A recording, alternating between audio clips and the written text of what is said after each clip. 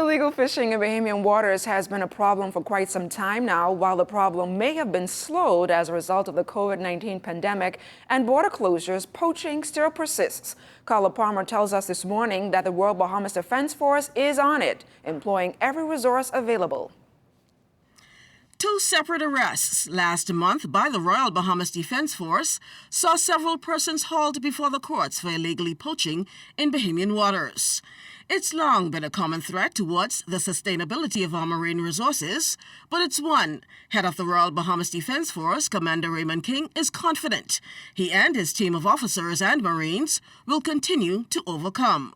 We understand that as COVID restrictions are relaxed in our neighboring countries, we anticipate now that their vessels, as demonstrated in the most recent arrests, would now seek to come in and poach, and we're ready.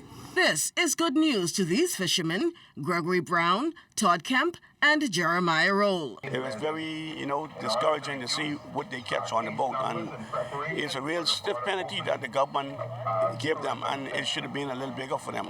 And that'll send a real word out to let them know that don't you come in to the Bahamas and touch our little kids. Normally see them from time to time, and I just basically stay away because they poach in our waters, and God knows what weapons they may have to retaliate on me. Some of us, we call the defense force in that area and let the defense force know that, well, we see a boat in east, west, north, or south.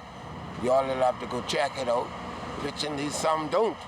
But for those who does call the police, like defense force, they doing a big help. With a fleet of 28 vessels, several aircraft, and other complementary equipment, Commodore King says he and his team are committed to protecting our borders, utilizing an overlapping maritime security strategy, and not relying on one use of technology. We're not doing it alone. We're working jointly with the United States government in terms of their Coast Guard vessels from Key West, Sector 7. We're working closely with the OBBAT program. It's a tripart agreement with the Turks and Caicos and the United States. And we're also working along with the Cuban Border Patrol, who provide very useful intelligence to our operations.